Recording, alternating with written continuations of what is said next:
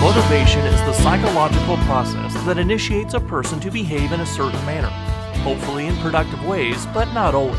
It energizes people. It is the process that helps people meet their needs.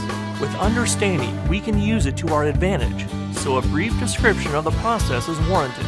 As a tangential issue, you will note that there isn't any provision for motivating others, only for providing opportunities for them to become motivated, to motivate themselves. And this is done by offering them a chance to meet some need of their own. Motivation is a multi-step process that begins with needs, physical, emotional, and social. Abraham Maslow, a well-known psychologist, proposed in a 1943 paper that human needs are arranged in a pyramidal hierarchy of 5 classes of needs. Higher level needs depending on fulfillment of lower level needs as a prerequisite to their own fulfillment, labeling the 5 levels of needs from the most basic to the most complex: biological, safety, social belonging, achievement or recognition, and personal growth, previously termed self-actualization. There are probably many different ways of classifying and/or describing our needs, but Maslow's works, as well as any other, probably better than most. The process of motivation begins with needs. At the first stage, when a need is unmet, a person begins to experience a subtle sense of discomfort, at first below awareness, but the longer the need goes unmet, the more discomfort is experienced until it forces itself into conscious awareness. If the unmet need is lower on the hierarchy, it trumps unmet higher needs. For example, if a person's biological need for food is unmet, it will ultimately demand attention to the exclusion of needs for security or recognition. We will risk a great deal to avoid starvation.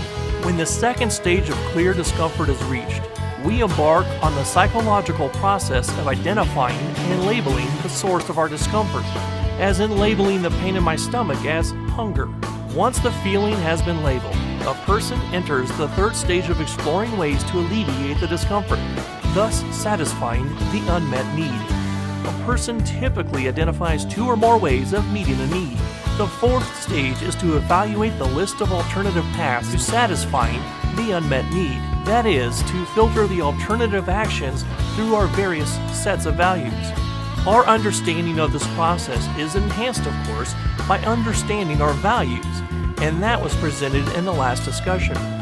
The best or most preferred way of meeting the unmet need, the highest priority value, is typically selected, but if there are unreasonable or insurmountable obstacles present, then the next best is typically selected.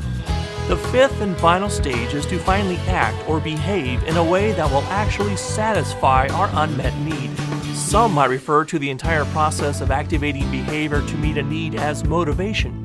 Furthermore, some might refer to the feelings associated with drawing discomfort to our attention, or encouraging a repeat of the behavior through experienced positive and reinforcing behavior as emotion.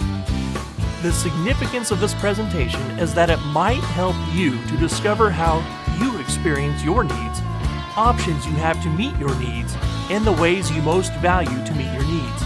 Don't let them just happen, but consciously select those that will best serve your mission in life.